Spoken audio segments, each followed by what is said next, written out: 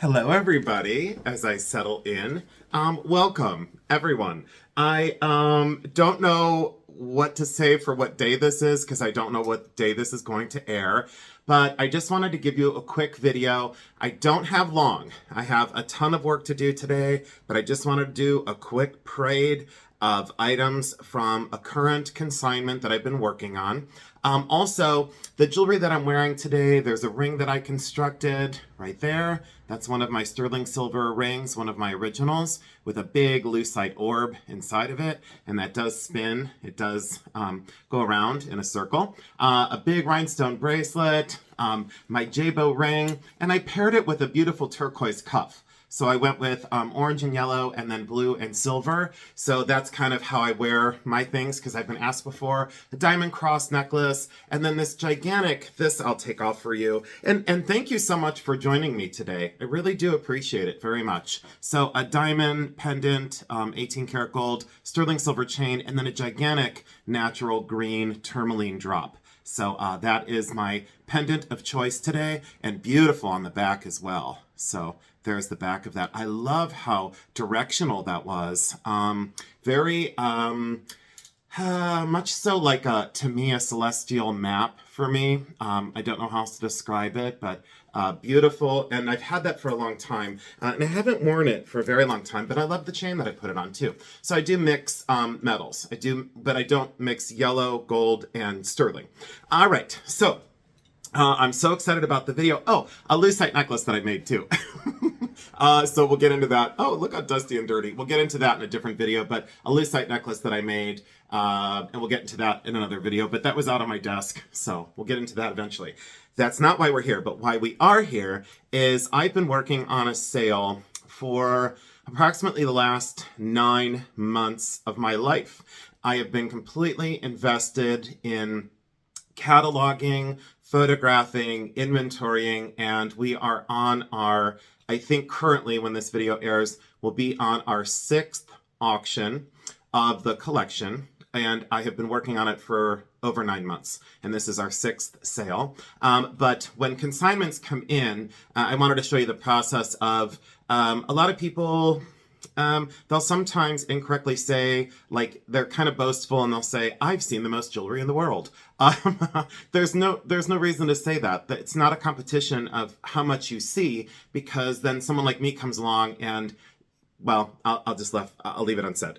So, but tons and tons and tons of beautiful things, and these are all bagged up, but we'll just start. This is a Whiting and Davis necklace, a Whiting and Davis, pair of earrings, and then the beautiful Whiting and Davis bracelet, complete set and absolutely beautiful. So fantastic. And actually, I think I'm wrong. I'm going to stop myself because I think I'm wrong. I believe that one is by Napier. So here I go again, trying to rush into this.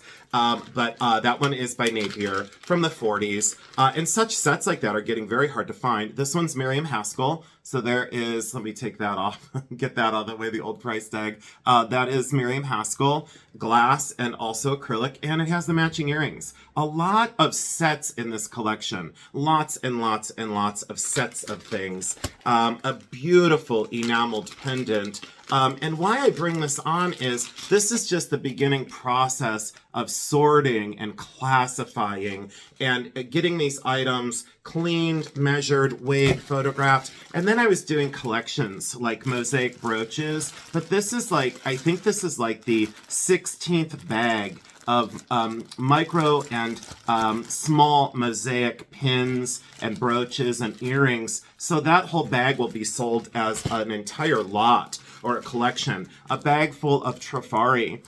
Some people, when they catalog these, would strategically catalog these separately, but sometimes there's strength in numbers. And on things like that, there definitely is. And then this is, cataloged by itself. I feel that this is strong enough to go on its own and as a beautiful, artistically made copper, brass, and sterling necklace from the late 70s with a beautiful agate stone. I loved the impression of this one. The lines and the craft, again, because I'm a silversmith, these things resonated with me. But again, I also tell people in the business, don't let your affections or your desires in jewelry affect the way you sell things, because everybody sees things differently. But again, like I said, there's no competition in jewelry. But, you know, when someone says they've seen the most, or I've touched the most, or they go boastful and crazy, don't do that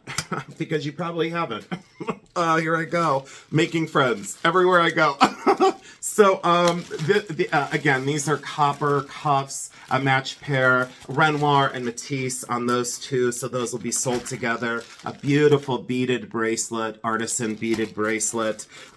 This is a big bag filled with copper necklaces. And, well, I just ripped the bag. But you get the gist of how these are then cataloged and grouped. So when they came in, it didn't look like this. It's taken a ton of time to get these things cleaned and sorted. We had a bracelet similar to this in one of our first auctions from this collection, and this is by Orb, O-R-B, Sterling. Very classic for Orb, and again, should be sold on its own. A beautiful natural gemstone in the center, and then sterling silver, very modernist, very beautiful, incredible craft, so that will be sold on its own. And then, of course, you know, measurement on the inside of the wrist, and then gram weight. I can't really necessarily comment on how much money the sales have brought in so far, but at six figures as of right now, incredible collection that had been amassed over 30 years. Native American and sterling silver and turquoise. And then we have this beautiful, the costume, version of turquoise, but it's Ciner, C-I-N-E-R, Ciner brooch. Beautifully well-made, mimics fine jewelry. We have whimsical pieces like this little Bakelite man, jointed Bakelite. And then I grouped these because, there's, when you have someone who looks for specifics, some people could sell these separately, sure, but when you deal with such a collection, this is an Art Deco necklace, and it is an original. That's Deco, and I paired it with another Deco necklace, a pendant, and then I paired it with this incredible glass, Czechoslovakian glass Art Deco bracelet, like molded roses and brass, but beautiful craft and beautiful lines on that. And then I paired it with this whole bag, and then these Art Deco drop earrings. Let me set these down. I'm doing too many things at once, but I'm in such a rush today because I do have quite the amount of work to do, and I need to get things done, but I had to come on here and tell you how much I've missed all of you. So those are Deco earrings. So that whole bag goes together, and, could they sell separately? Sure, but as a collection, those who buy Deco would love all of those as a lot. Okay, so it just keeps going. Turquoise cuff, amber cherries, Miriam Haskell earrings, sterling silver Mexican, sterling silver and tiger eye ring. Really beautiful things. I've covered this before, and this is a great example. Someone would just go buy these. A normal curator or a usual curator would just rip right by these, but these are French. They're from the 20s, rhinestone rondelles and glass made to look like rock crystal. And I've covered that clasp before with you. That barrel clasp says, "Hello, I am made in France." And this one is actually signed on the outside of the barrel, "Made in France," like I've said before, but strung on a chain. So look at the construction of things as well. An average curator would have just put those in a costume lot by themselves, and maybe as a lot it would have only sold for $50, but in one of my catalogs I expect that to go anywhere between $100 and maybe $145. I just do things differently. I'm not right or wrong. I've just constructed my catalogs with great care and great attention to detail. A Juliana verified dangle brooch, cameo glass, beautiful construction on that one.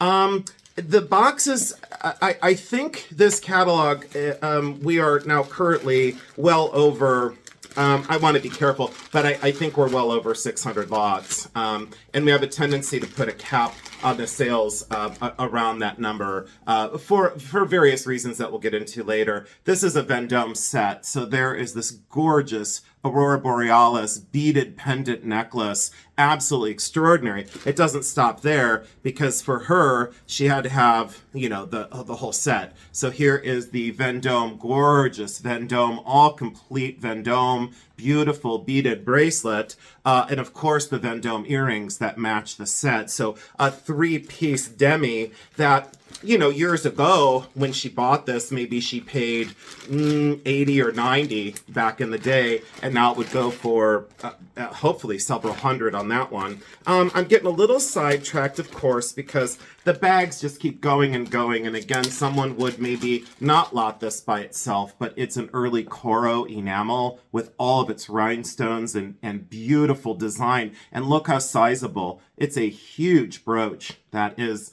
just amazing. I absolutely love it. And I just want to say thank you again for coming today. I can't believe the love that I've gotten.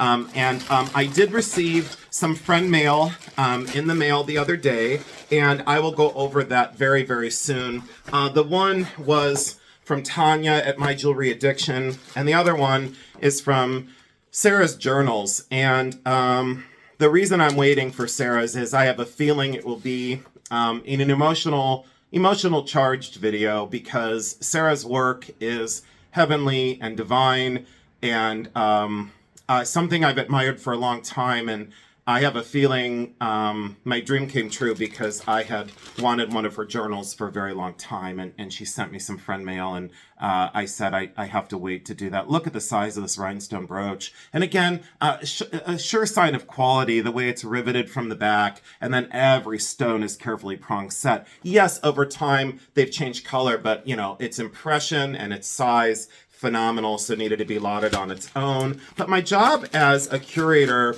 and as an advisor is to basically treat the things as if they were my own. Some people in the auction industry, unfortunately, do not do that, and most do. I'm not downing anybody, but I've learned, in my place of employment that I assist with, they're very, very careful with their catalogs and very thorough. Matching Aurora Borealis pendant and earrings, absolutely exquisite, beautiful, very timeless, great craft, inset rhinestones, another quality lot. A deco bracelet. I guess there's literally sitting in front of me, there's probably about 450 more lots. But look at the condition of these things, being from the 20s and all complete on that. Murano glass. I love Murano glass jewelry, and I guess I would love to take this out of this bag, but there's a bangle and these incredible silver foiled beads, both in blue and amber. Incredible bags and bags and bags of sterling and turquoise and Mexican silver that still need to be sorted. Turquoise beads, Mexican silver, unbelievable amounts of silver in this. This is a Vendome set. I should probably take that out of the bag and slow down just for a minute. But again, this is very, very rushed today because I wanted to get some content up for you, and I'll probably air this on, I'm guessing, Saturday. This also has the earrings, but look how beautiful this Vendome set is. She loved Vendome, so her favorites in her collection were Vendome, Miriam Haskell, Schiaparelli, Shriner.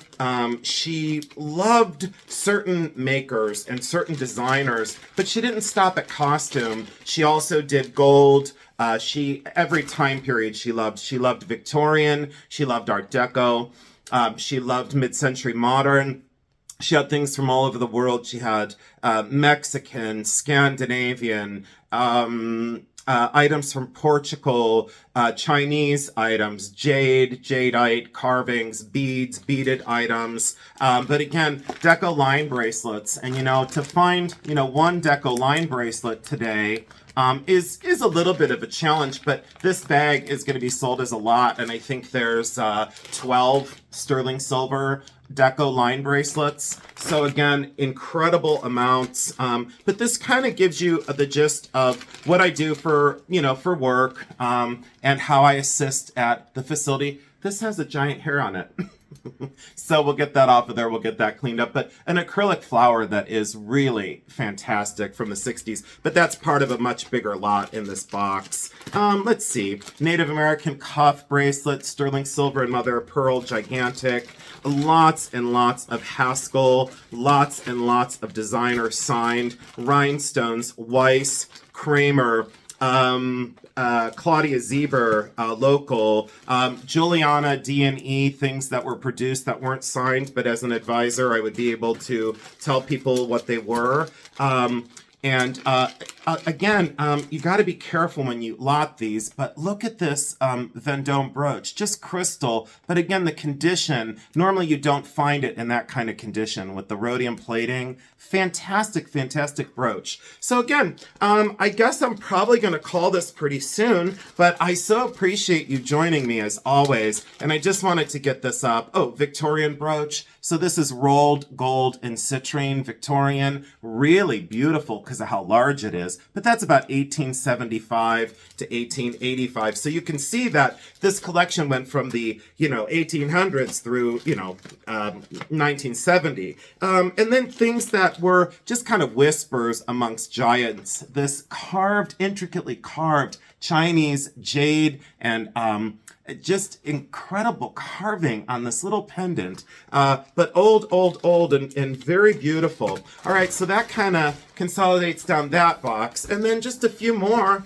and I will let you go. Another whisper amongst giants. Someone else would have just went right over these, and this is why I guess I take great pride in my work, and I think we all should. It's good to slow down. These are George Jensen, and of course, the American pronunciation, George, Jensen from Denmark. And again, they're clip-back earrings, but they're signed on the inside, the dotted oval mark, and unfortunately, it's going to focus on me, but it has the dotted oval mark for Jensen. Incredible and important, and will sell for quite a good deal of money, but they were in a sterling lot. There are bags of gold, so we have some gold items in this one. These are 10 karat gold.